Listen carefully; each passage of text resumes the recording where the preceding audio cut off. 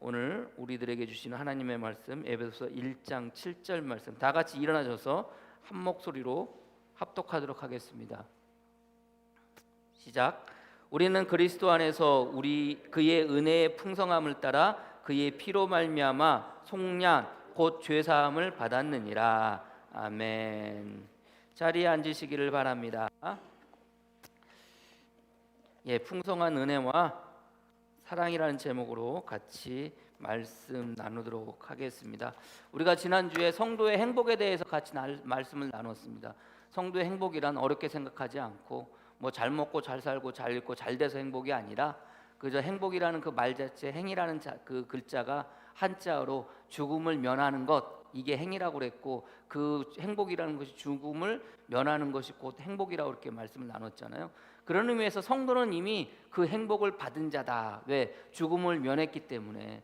죄인으로 살다가 그 죄의 결과로 죽을 수밖에 없었던 우리가 예수 그리스도의 피로 말미암아 죄 씻음 받고 죄인이 아니라 의인으로, 죽음이 아니라 생명으로 우리가 인도되어졌고, 그 은혜 가운데 그 사랑으로, 그리고 그 생명으로 말미암아 우리가 죽음을 면했기 때문에 우리는 이미 우리 성도의 시작 자체가 우리는 행복이다라고 같이 말씀을 나누었습니다. 그렇다면 성도의 불행은 또 무엇입니까? 불행이라는 게 뭐예요? 행복의 반대말이 불행이라고 그랬잖아요. 불행은 뭡니까? 죽음을 면하지 못하는 게 곧 불행입니다. 어떻게 보면 그래서 세상 사람들은요, 아무리 세상 사람들의 눈으로, 세상 사람들의 눈으로 잘 먹고 잘 살고 잘 입고 걱정 없이 사는 것 같지만 그들은 결국 뭐 할 수밖에 없어요? 죽을 수밖에 없는 존재이기 때문에 결국은 어떤 존재입니까? 불행할 수밖에 없는 불행한 존재라는 거죠. 그러나 우리 성도는 죽음을 면했기 때문에 행복한 존재라는 거예요. 잘 먹고 잘 입고 잘 살아서가 아니라 그저 예수 믿고 예수 믿음으로 말미암아 그 속죄함으로 생명을 얻었기에 우리는 행복한 존재다라고 이렇게 말씀을 드렸고요. 그러기에 성도는 행복합니까? 라고 말할 때 여러분들 조금도 거리낌 없이 거침없이 행복합니다라고 그렇게 고백할 수 있는 자들이 그 성도라고 같이 말씀을 나누었습니다. 그래서 저와 여러분들 매 순간순간 나는 행복한 사람이다, 행복한 사람이다, 그 마음을 가지고 살아갈 수 있는 저와 여러분이 되어지기를 주님의 이름으로 간절히 축복하고요. 특별히 오늘 또 바울은 그 행복할 수 있는 이유에 대해서 뭐라고 얘기합니까? 그 말씀대로 예수 그리스도의 피로 말미암아, 그의 피로 말미암아 속량 곧 죄사함을 받았다라고 이렇게 바울은 고백하고 있습니다. 그러면서 바울은 그 죄사함, 예수 그리스도의 피로 말미암아 죄사함을 받은 우리가, 속량받은 우리가 그것을 은혜라고 이야기하는데, 그 은혜가 어떤 은혜라고 이렇게 이야기하고 있어요? 풍성한 은혜라고 이렇게 이야기를 합니다. 제가 지난주에 그 오전에 잠깐 짬을 내가지고 전시회를 다녀왔어요. 전시회를 집사람하고 저하고 이렇게 다녀왔는데, 제가 요즘 이제 커피에 이렇게 관심이 있어가지고 그 전시회 그가 어떤 거냐면은 커피 앤 베이커리 그래가지고 커피하고 그 디저트들인가요? 그런 것들을 이제 그 전시하는 그런 이제 전시회를 다녀왔습니다. 전시회를 갔는데 사실 커피나 빵이나 디저트에 관심이 있기보다는 좀 개인적으로 거기에 나오는 커피 머신에 사실 관심이 있어요. 남자들마다 여러분들 그 노망들이 있습니다. 노망들이 남자분들 여기 계시고 남편분들 계시지만 여러분들 남자들의 노망이 뭔지 아십니까? 첫 번째가 여러분들 자동차입니다. 자동차는요 여러분들 남자들의 노망이에요. 그래서 좋은 차, 비싼 차, 그리고 큰 차, 이런 차를 이렇게 운전하고 싶은 게 남자들의 노망입니다. 그래서 이렇게 여러분들 남편들이 이렇게 있다가 좋은 차 사고 좋은 차 타고 싶다고 이렇게 이야기하면은요 여러분들 이상한 눈으로 쳐다보시면 안 돼요. 노망인가 보다.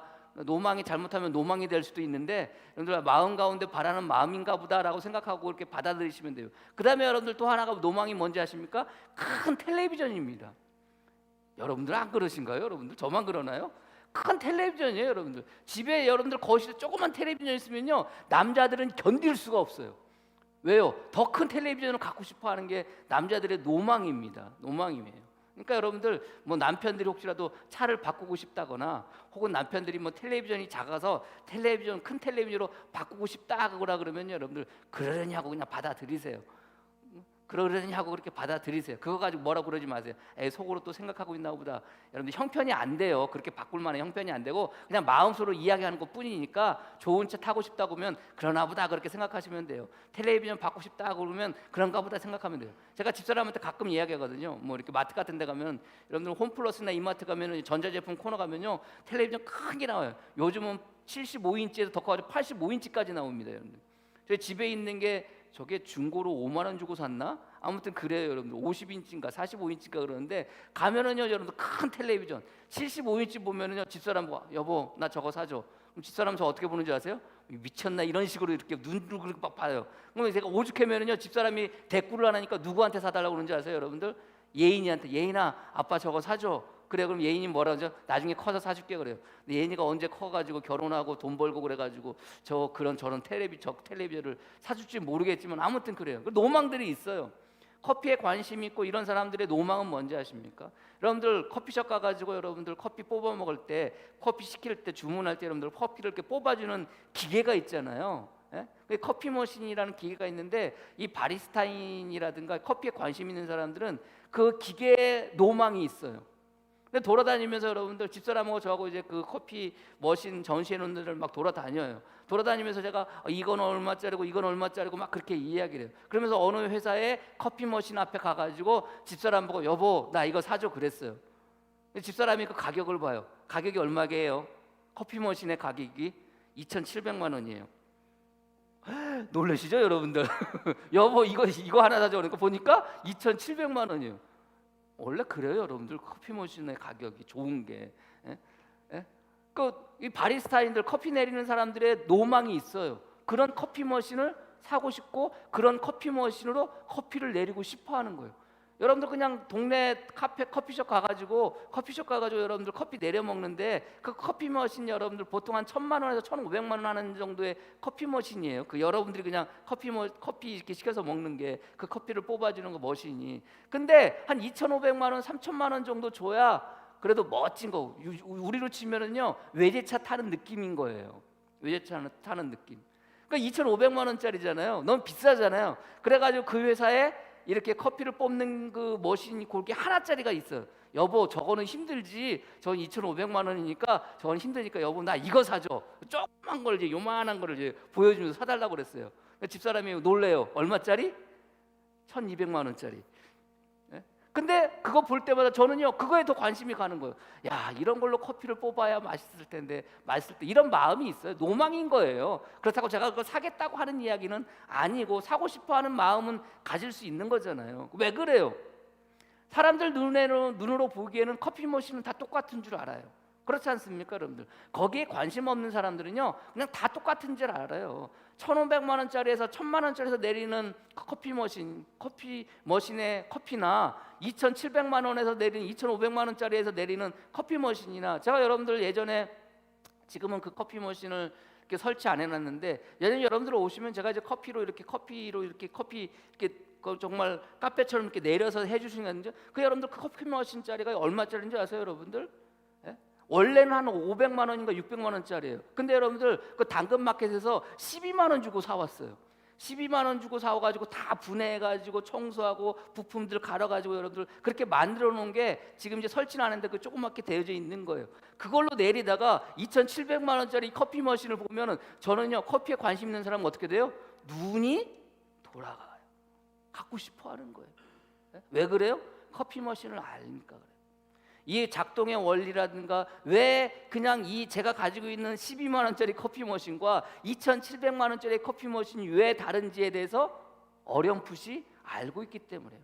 알기 때문에 집사람 보고 이거 사달라고 그러는 거예요. 그리고 사람들도 그것을 사고 또 그것을 쓰는 사람들은 써본 사람들은 뭐 하라는 거예요? 이걸 써보라는 거예요. 왜 그래요?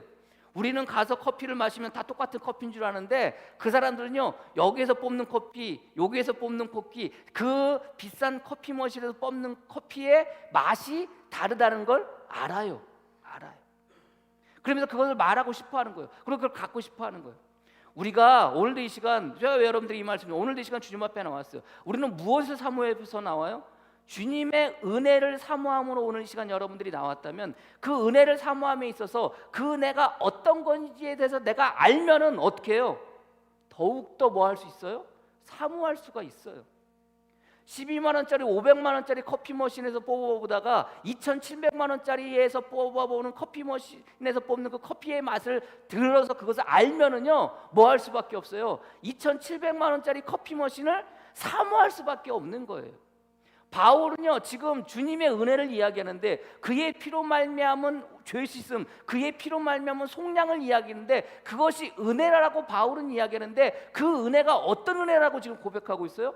풍성한 은혜라고 고백하고 있다는 거예요. 그리고 그 은혜가 풍성하다는 것을 지금 예배소 교회와 교인들과 그 예배소를 읽는 교인들에게 알리고 싶어 하는 거예요. 그러니까 은혜라는 것이 그냥 은혜가 아니에요. 어떤 은혜예요? 풍성한 은혜라는 거예요. 근데 풍성하다는 게 뭡니까 여러분들? 여러분들 생각에 풍성하다는 말을 우리가 들으면 어떤 의미로 받아들여요? 그저 그냥 좀 많나 보다. 사전의 의미가 넉넉하고 많음 또는 그런 느낌 정도, 이게 풍성하다는 거예요. 그럼 여러분들 바울은 여기서 말하는 이 풍성하다는 게 단순히 그 정도의 의미로 말하고 있을까요? 그저 좀 많다는 의미로 지금 풍성하다고 이야기를 할까요? 주님께서 우리에게 베푸신 은혜, 하나님께서 우리에게 베푸신 그 사랑을 풍성하다라고 좀 표현하고 있는데 그저 그냥 우리가 생각할 때 그저 많다는 의미, 그저 많은 정도의 의미로 우리에게 이야기할까요? 아니에요 여러분들. 이 풍성하다는 말을 바울은 다른 곳에서 다른 말로 표현하고 있어요. 여러분들 그것을 통해서 하나님께서 주님께서 우리에게 베푸신 은혜가 어떤 은혜인지, 풍성하다는 그 의미를 넘어서 그 풍성하다는 그 좀 많다는 의미를 넘어서 그것보다도 더 우리에게 베푸신 은혜가 많음을 우리가 오늘 성경의 말씀을 가지고 나누어 보고자 합니다. 그러면서 여러분들 바울은 지금 그 은혜를 풍성하다고 고백하는데 그 이상이라고 그랬잖아요. 우리가 생각하는 많다는 의미의 이상이라고 그랬잖아요. 그럼 첫 번째는 뭡니까? 바울은 이 풍성하다는 의미를 어떻게 생각하고 있어요? 첫 번째는요 넘친다는 의미예요. 그래서 하나님의 은혜라는 것은, 주님의 은혜라는 것은 그저 풍성함의 그 차원을 넘어서, 많다는 차원을 넘어서 어떤 은혜라는 거예요? 넘치는 은혜인 거예요. 넘치는 은혜. 풍성하다는 말이 제가 말씀드렸지만 그저 많다는 것 정도가 아니라, 우리는 풍성하다 그러면 뭘 생각해요? 풍성하면 여러분들 마음 가운데 무엇을 느껴요? 무엇을 느껴요? 아, 많구나 하면서 여러분들 무슨 마음이 들어요? 만족해요. 만족이라는 단어 찾아보니까요, 만족이라는 게 그저 모자람이 없고 충분하다는 의미예요. 이게 풍성, 원래 오늘 성경에 풍성함이라는 한글의 의미를 찾아보면 같은 의미거든요. 만족이라는 단어하고 같은 의미예요. 그래서 어떻게 보면 은혜라는 게 만족한 은혜처럼 보일 텐데, 만족이라는 단어의 뜻은 뭐냐면은 가득 찰 만의 발족자예요. 가득하다는 거예요. 가득하다는 거. 가득하다는 것은 어느 그것을 담을 만한 용기라고 해야 되나요? 그릇이나 거기에 가득 찼다는 거예요. 이게 만족이라는 거예요. 그럼 여러분들 주님의 은혜가 만족한다는 것은 그저 내 삶 가운데 내가 그것을 받을 만한 그릇을 준비해 놓고 거기에 그냥 가득 찬 정도의 은혜처럼 생각할 수 있어요. 그런데 바울은 그 은혜를 이야기하는데 만족할 만한 은혜가 아닌 거예요. 뭐 하다는 거예요? 차고 넘치는 은혜. 넘치는 은혜예요. 넘치는 은혜. 그래서 주님께서 저와 여러분들에게 베푸신 은혜가 그저 만족할 은혜, 가득 찬 정도의 은혜가 아니라 가득 차고도 넘치는 은혜인 것을 여러분들이 믿으시기를 바랍니다. 바울이 아는 만큼 자기가 지금 이 은혜를 이야기할 때, 풍성한 은혜라고 이야기할 때 이것은 넘치는 의미로서 이야기하고 있다는 거예요. 저와 여러분들 오늘 시간 주님의 은혜를 사모함으로 나왔다면, 그 은혜를 우리가 안다면 우리는 그 은혜를 사모함에 있어서 어느 정도로 여러분들이 사모하셔야 돼요? 여러분들이 준비해 놓는 은혜, 여러분들이 준비해 놓은 그릇을 어떻게 해요? 넘치도록 부어주시는 은혜를 사모할 수 있는 저와 여러분이 되어지기를 소망합니다. 그래서 오늘 시간 여러분들에게 내려지는 그 은혜가 만족한 정도가 아니라 차고도 넘치는 은혜가 되어지기를 소망합니다. 그래서 바울은 오늘 풍성한 은혜라고 이야기하면서 8절 말씀에 뭐라고 그래요? 같이 읽을까요? 8절 말씀. 이는 그가 모든 지혜와 총명을 우리에게 넘치게 하사, 넘치게 했다는 거예요. 그저 은혜, 여러분들이 생각하는 그저 그냥 만족하는 그런 정도의 은혜가 아니라 넘치게 저와 여러분들에게 부어주고 있음을 여러분들이 믿으시기를 바랍니다. 근데 넘치는데 어느 정도로 넘치게 해주냐? 이 넘친다는 말을 그 예배소서 3장 18절 말씀에 나오는데, 능히 모든 성도와 함께 지식에 넘치는 그리스도의 사랑을 알고 우리가 아는 만큼, 여러분들 아는 만큼 보이고 아는 만큼 들리고 아는 만큼 느끼고 아는 만큼 말하는데, 여러분들이 아는 만큼의 넘침은 어느 정도이겠습니까? 여러분들이 생각하고 여러분들 각자가 생각하는 여러분들이 알고 있는 넘치는 정도, 여러분들이 지식으로 알고 있는 그 이상으로 주님께서는 어떻게 해주신다는 거예요? 넘치도록 여러분들에게 그 은혜를 베풀어 주신다는 거예요. 오늘 이 시간 여러분들이 알고 있는 만큼 그 이상 더 여러분들에게 주님의 은혜가 부어지는 이 시간이 되어지기를 주님의 이름으로 간절히 축복합니다. 하나님께서 그 예수 그리스도의 피로 말미암아 우리를 속량 고사함을 받게 하신 그 은혜가 풍성하다라고 넘치도록 하는데, 이 풍성함은 단순히 우리 삶 가운데 구속의 차원을 뛰어넘어서 여러분 모든 전 영역의 삶에서 그 넘침이 있음을 여러분들이 믿으시기를 바랍니다. 그래서 이 넘친다는 이 단어가 우리가 8절 말씀에 모든 지혜와 총명을 우리에게 넘치게 하사라, 이 넘친다는 단어가 쓰여지는 곳이 있어요. 똑같은 이 헬라의 단어 쓰여지는 곳이 여러 군데가 있는데, 이 단어가 쓰여지는 곳이 어디냐면은 주님께서 여러분들 오병이어의 기적을 베푸시고 난 다음에 제자들을 부릅니다. 그래서 제자들에게 불러가지고 제자들에게 뭐라고 그렇게 얘기해요? 그들이 여러분들 오병이어의 기적을 통해서 여러분들 모든 사람들이 배불리 먹잖아요. 배불리 먹고 난 다음에 그 모습을 보시면서 주님께서 여러분 제자들을 불러가지고 뭐라고 하는지 아세요? 요한복음 6장 14절 말씀에 그들이 배부른 후에 예수께서 제자들에게 이르시되 남은 조각을 거두고 버리는 것이 없게 하라 하심으로 뭐라는 거예요? 물고기 2마리와 보리떡 5개로 그것을 사람들에게 나눠주라고 그랬어요. 그래서 그것을 배불리 먹었어요. 배불리 먹었더니 어떻게 해요? 배불리 먹었는데도 뭐 했다는 거예요? 남았다는 거예요. 근데 그 남은 조각을 다 모으라는 거예요. 버리는 것이 없게라는 거예요. 여기서 남는다는 이 남은이라는 단어가 오늘 8절의 말씀 넘치게라는 단어와 같은 단어예요. 넘친다는 것은 뭐예요? 남는다는 거예요.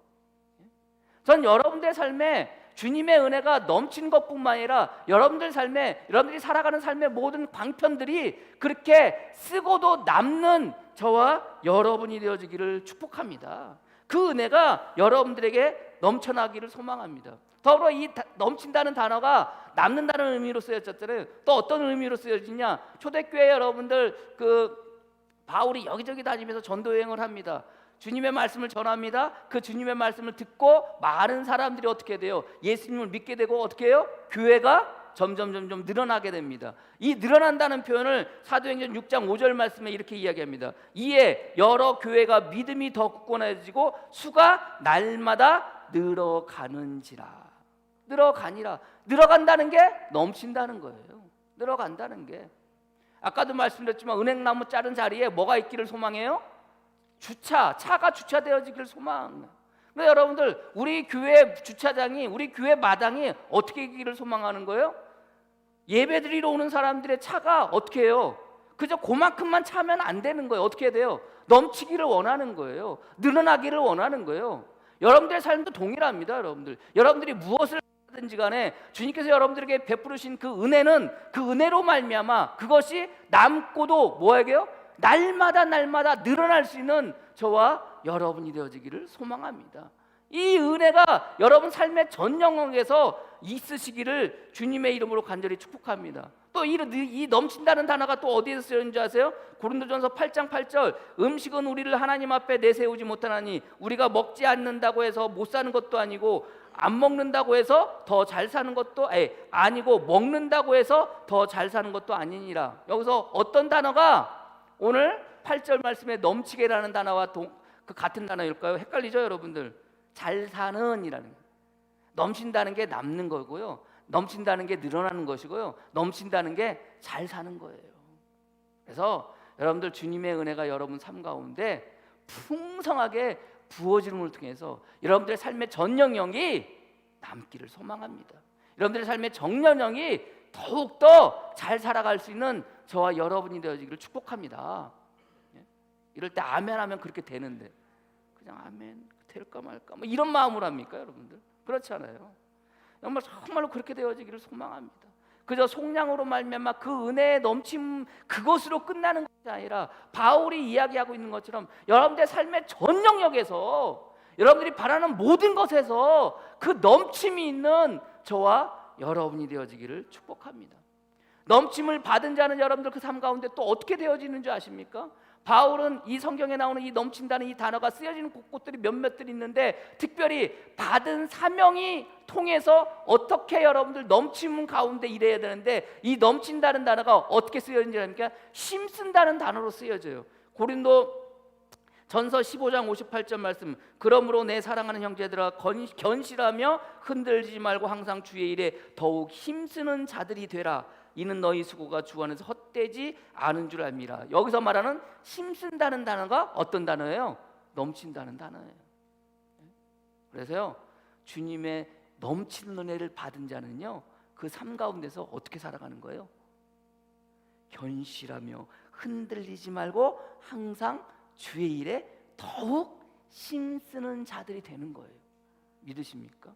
그래서 여러분들 교회 여러분들 가만히 보세요. 신앙생활하면서 교회에서 여러분들 생활하면서 여러분들 보십시오. 교회 일 열심히 하는 사람들 생각해 보십시오. 어떤 사람들이 교회 일 열심히 합니까? 은혜를 많이 받은 사람들이 열심히 해요. 안 그러나요, 여러분들? 그렇지 않습니까? 그냥 3살 열일 제치고 나와가지고 교회 일해요. 주의 일해요. 왜요?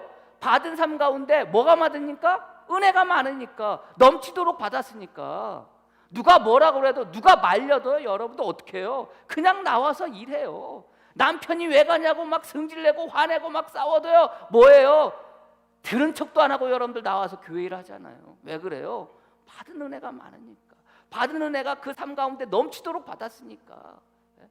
저는 여러분들이 그런 사람이 되어지길 소망합니다. 그런 성도가 되어지길 소망합니다. 어떤 일이든지 간에 교회 일을 위해서, 어떤 일을 주님의 일을 위해서 무엇인가를 하면 여러분들 주님께서 우리에게 베풀어 주신 그 넘치는 은혜로 말미암아 여러분들 힘쓰면서 나가설 수 있는 저와 여러분이 되어지기를 축복합니다. 그것을 경험하면은요, 그렇게 되어질 수밖에 없어요. 넘치는 은혜를 경험하면은요, 그렇게 되어질 수밖에 없어요. 힘쓰며 나갈 수밖에 없어요.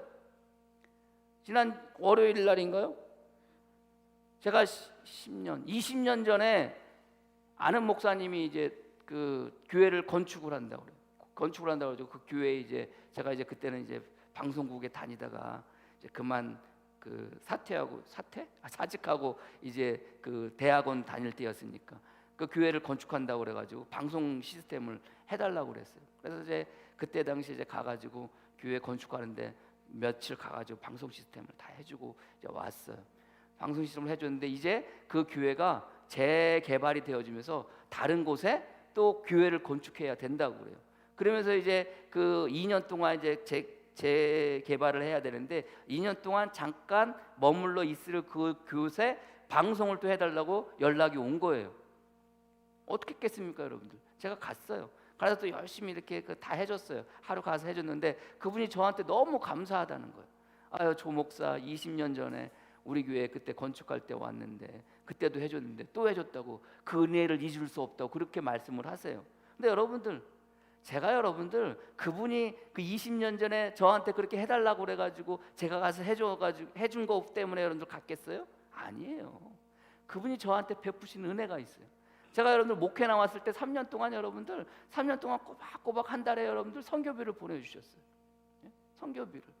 아니 그냥 저는 가가지고 2, 3일 가서 그냥 봉사한 것밖에 없어요. 근데 그분은 그것을 기억하고 3년 동안 제가 그 처음 목회 나와서 3년 동안 여러분들 한 달도 빠짐없이 꼬박꼬박 선교비를 보내주셨어요. 그 은혜가 저는 있는 거예요. 그 은혜가 있으니까 어떻게 하는 거예요? 그분이 뭐 해달라고 그러니까 20년이 지났지만, 물론 그분이 저를 도와준 건 3년이고 17년이라는 세월이 지났지만 그래도 저는요 3년 동안 저를 후원해 주시고 저를 기도해 주시고 관심 가졌던 거에 대해서 뭐 하는 거예요? 은혜를 잊지 않는 거예요. 그러니까 가가지고 여러분들 또 해드리는 거예요. 그리고 새 교회를 건축할 때 또 저한테 부탁하면 전 또 가서 또 해드릴 거예요. 왜 그래요? 그분이 저한테 베푸신 은혜를 저는 뭐 할 수 있기 때문에, 기억하고 있기 때문에. 뭐라 그래도 제 상황이 어떤 가운데 있어도 그분이 부탁을 하면은 저는 갈 거예요.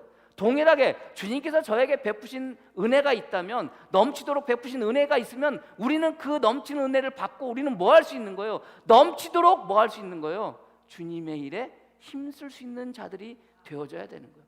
저는 여러분들이 그런 성도가 되어지기를 주님의 이름으로 간절히 축복합니다. 더불어 오늘 이 시간 여러분들에게 베푸신 그 은혜가 그저 여러분들이 알고 있는 정도의 것이 아니라 여러분들이 알고 있는 그 이상으로, 여러분들이 그 지식 이상으로 넘치도록 여러분 삶 가운데 주님의 은혜가, 사랑이 넘치는 저와 여러분이 되기를, 풍성한 여러분이 되어지기를 주님의 이름으로 간절히 축복합니다. 두 번째는요, 여러분들 바울이 이야기하고는 이 풍성하다는 의미는 어떤 의미겠습니까? 두 번째는 측량할 수 없다는 의미입니다. 측량할 수 없는 은혜입니다. 여러분들 측량이라는 단어를 제가 찾아보니까 기기를 써서 물건의 높이, 깊이, 넓이, 방향 따위를 재는 게 측량이라고 합니다. 이게 측량이라는 거예요. 여러분들 결국 높이를 재고 깊이를 재고 넓이를 재고 길이를 재는 것, 여러분들 이 잴 수 있는 뭐가 있어야 돼요? 기준이 있어야 돼요. 기준이 있어야지 잴 수 있는 거예요. 세상의 모든 것들은요, 이 기준이 있어서 이 기준으로 말미암아 뭐 할 수 있어요? 가늠할 수 있어요. 잴 수가 있어요. 그러나 하나님께서, 주님께서 저와 여러분들에게 베푸시는 그 은혜는 그저 많은 정도, 그저 만족할 정도가 아니라 이것은 얼마나 많이 우리에게 주시고 얼마나 넘치도록 내려주시는지, 이것은 기준이 없어요. 이것을 잴 만한 기준이 없음을 여러분들이 믿으시기를 바랍니다. 그래서 여러분들이 이 시간 여러분들이 주님의 은혜를 사모해서 여러분들이 나오셔서 주님의 은혜를 사모함으로 여러분들이 받으신다면, 여러분들에게 베풀어 주시는 오늘 이 시간에 그 은혜가 측량할 수 없을 만큼 여러분들에게 부어지기를 주님의 이름으로 간절히 축복합니다. 그래서요, 바울은 이 풍성한 은혜를 이야기할 때 에베소서 3장 8절에 어떻게 이야기합니까? 에베소서 3장 8절 말씀 같이 읽어볼까요? 에베소서 3장 8절 말씀 찾으셨습니까? 같이 읽겠습니다. 시작. 모든 성도 중에 지극히 작은 자보다 더 작은 나에게 이 은혜를 주신 것은 측량할 수 없는 그리스도의 풍성함을 이방인에게 전하게 하시고. 뭐 어떤 은혜라는 거예요?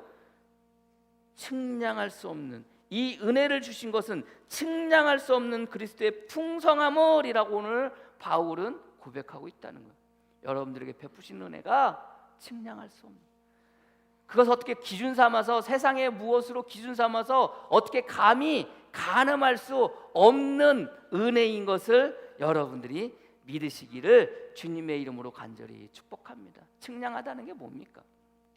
그래서 여러분들, 바울은 이 단어를 어디에서 쓰고 있냐면은 로마서 11장 33절 말씀에 깊도다 하나님의 지혜와 지식의 풍성함이요 그의 판단은 헤아리지 못할 것이며 그의 길은 찾지 못할 것이로다. 여기서 말하는 헤아리지 못할 것이며라는 게 측량할 수 없다는 말이에요. 더불어 또 찾지 못할 것이며라는 말이, 이 말이 측량하지 못할 것. 그러니까 똑같은 단어인데 우리 한글로 번역할 때 하나는 헤아리지 못할 것, 하나는 찾지 못할 것이라고 이렇게 번역하고 있다는 거예요. 헤아리지 못한다는 게 뭡니까? 수를 세지 못한다는 겁니다. 그게 헤아리지 못한다는 겁니다. 헤아린다는 말은 수를 센다는 거예요. 근데 그 헤아리지 못한다는 것은 수를 세지 못한다는 거예요. 무엇이?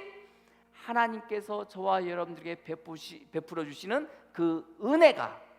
바울은요 고백하고 있는 거예요. 근데 여러분들, 바울은 왜 이렇게 고백해요? 하나님이 자기에게 베푸신 은혜를 여러분들 고백하는데 측량할 수 없다고 고백해요. 왜 고백해요? 왜 그렇게 고백합니까? 네? 왜요? 바울이 언제 그렇게 여러분들 주님의 은혜로 말미암아 구속함을 받아요? 에베소서 3장 8절 말씀에 모든 성도 중에 지극히 작은 자보다 더 작은 나에게 그 은혜를 주신 것은. 자, 바울은 자기가 생각하는 거예요. 자, 경험하는 거라고 그랬잖아요. 그 은혜를 경험해 보니까 감히 풍성하다고, 감히 측량할 수 없다고 이야기하는 거잖아요. 왜 그래요?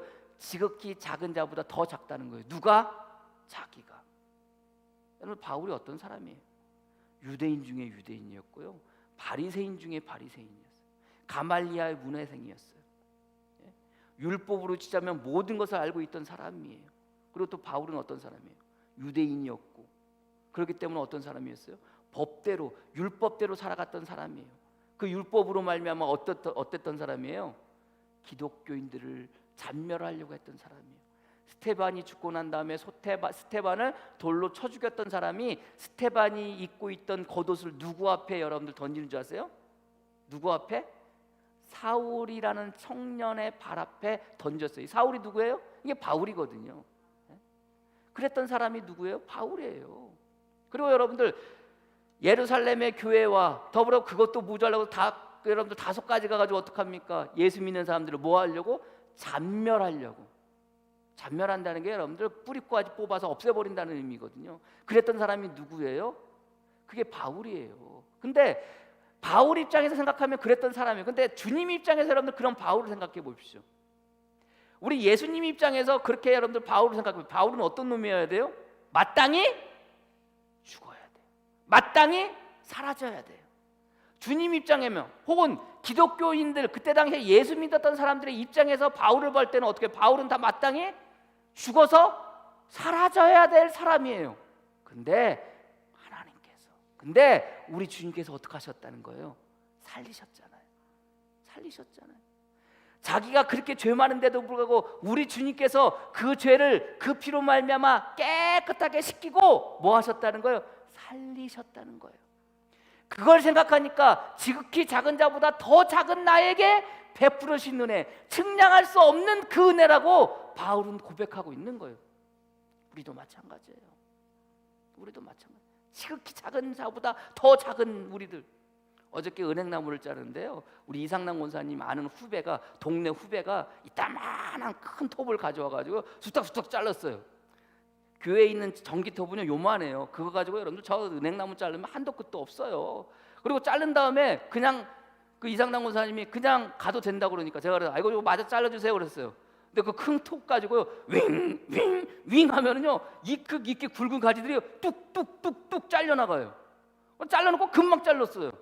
그러면서 여러분들 맨 마지막에 이분이 정리하면서 뭐라고 그러는지 아세요? 형, 이 톱 형 팔아도 못 사 이러면서 막 자르는 거예요.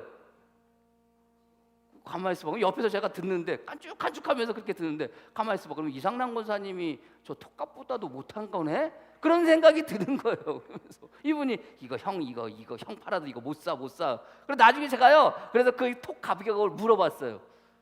그 톱이 얼마나 해요? 140만 원짜리래요. 그 얘기는 뭐예요? 우리 이상남 권사님은 140만 원도 못 된다는 거 아니에요?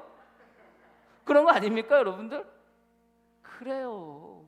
우리 갑이 여러분들 그것보다도 못해요. 솔직히.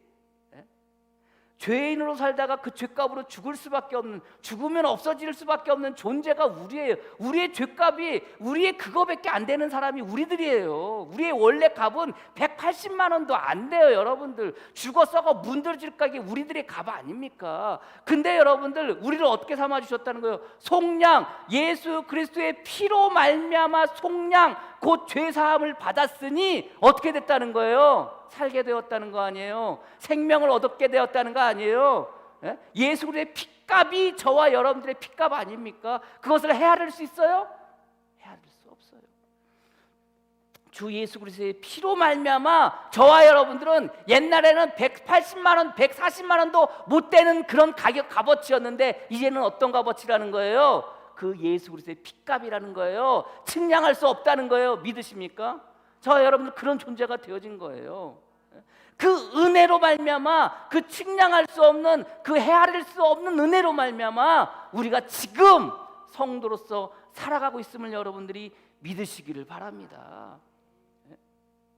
옛날에는 140만 원도 못 됐는데 지금은 헤아릴 수 없는 값이 나에게 매겨졌구나, 이 마음을 가지고 살아가시는 저와 여러분이 되어지기를 주님의 이름으로 간절히 축복합니다. 세 번째, 여기서 말하는 풍성한 은혜는 어떤 은혜예요? 끝이 없는 은혜예요. 끝이 없는. 말씀드렸죠? 헤아릴 수 없다는 것, 측량할 수 없다는 것은 그 기준이 없다는 거예요. 끝이 없다는 것은 멈춤이 없다는 거예요. 언제까지 갈지 모른다는 거예요. 사람들의 생각은 자기들이 경험하는 것만큼만 알 수 있어요. 우주가 끝이 없다라고 그러지만 가보지 못해서 모르는 것뿐이에요. 우주의 끝이 왜 없겠습니까? 끝은 있어요. 다만 우리가 그것을 잴 만한 기준이 없기 때문에 측량하지 못한다고 이야기하는 것뿐이지 결국은 뭐 할 수 있어요? 측량할 수밖에 없어져요. 그러나 예수님께서, 우리 주님께서 저에게 베풀어 주신 그 은혜는 뭐 하라는 거예요? 끝이 없다는 거예요. 멈춤이 없다는 거예요. 이 이야기는 뭐예요? 저는요, 이것을 우리들의 입장에서 한번 여러분들 생각해 보세요. 여러분들의 입장에서 생각해 보세요. 끝이 없다는 것은 한정되어지지 않았다는 거예요. 계속해서 여러분들 그 은혜가 저와 여러분들에게 부어진다는 거예요. 믿으십니까? 예? 바울은 자기가 경험했던 거예요. 자기의 베푸신 그 은혜를 경험했던 거예요. 그 경험한 은혜로 말미암아 끝이 없다고, 측량할 수 없다고, 헤아릴 수 없다고 이야기하는 거예요. 그 이야기는 뭡니까? 저는 여러분들이 주님께서 여러분들에게 베푸신 그 은혜를 경험하고 이럴 때 여러분들이 아멘 아멘 하면 여러분들이 매일마다 경험해요. 경험하고 이렇게 경험할 수 있는, 그래서 이 경험이 끝나지 않는, 계속해서 주님 앞에 갈 그날까지 계속해서 그 주님께서 베푸신 은혜를 경험하며 살아갈 수 있는 저와 여러분이 되어지기를 주님의 이름으로 간절히 축복합니다. 멈춤이 없는 거예요. 예? 한두 번으로 끝날 것 같았던 그 은혜가 끊임없이 계속해서 내가 생각하고 있는 것 그 이상으로 계속해서 끊임없이 저와 여러분들에게 부어지고 있음을 여러분들이 믿으시기를 바랍니다. 바울은 지금 풍성한 은혜를 그렇게 고백하고 있는 거예요. 저는 여러분들이 그렇게 고백할 수 있기를 주님의 이름으로 간절히 축복합니다. 그런 고백, 그런 풍성함을 여러분들 고백할 수 있는 자들은 여러분들 어떤 상황 속에서 여러분들 그렇게 고백하면서 살아가는 거예요. 근데 보세요, 목사님, 주님의 은혜가 지금 풍성하게 헤아릴 수 없이, 측량할 수 없이 내 삶 가운데 차고 넘치는데 나는 왜 이렇게 힘들게 살아가요? 힘들잖아요. 왜 이렇게 힘들게 살아가요? 왜 이렇게 어렵게 살아가요? 왜 이렇게 가난하게 살아가요? 여러분들, 그래서 우리가 그 은혜를 우리가 뭐 할 수 있는 거예요? 깨달을 수 있는 거예요.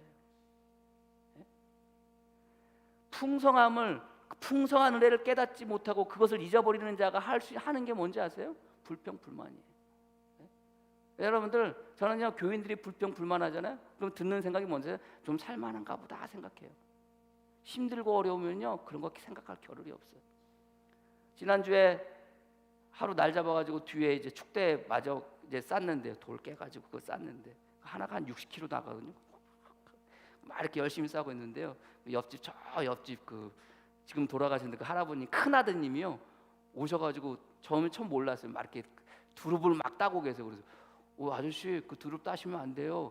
이거 그 두릅은 저기 계시는 분이 심어놓은 거예요. 그 절대 따시면 안 돼요. 주인이 있는 거예요. 그랬더니 그분이 따시다가 저기 큰 아들인데요. 그분이 큰 아들이라는 거예요. 그래서 잠깐 이제 얘기를 했어요. 큰 아드님인데 이분이요, 예전에 교회를 다니셨대요. 교회도요, 여러분들 지구촌 교회라고, 여러분들 지금은 은퇴하셨는데 이동원 목사님이라고 굉장히 유명하신 목사님이 있어요. 그 교회를 다니시던 분이에요. 그 교회를 그러면서 본인 얘기를 해줘요. 어떻게 하다가 살다가 누가 교회 나가라고 그래가지고 교회 갔더니 교회 간 첫날 얼마나 펑펑 울었는지 모른다고. 그러면서 교회를 다니셨다는 거예요. 근데 지금은 다니세요? 지금은 다닐까요, 안 다닐까요?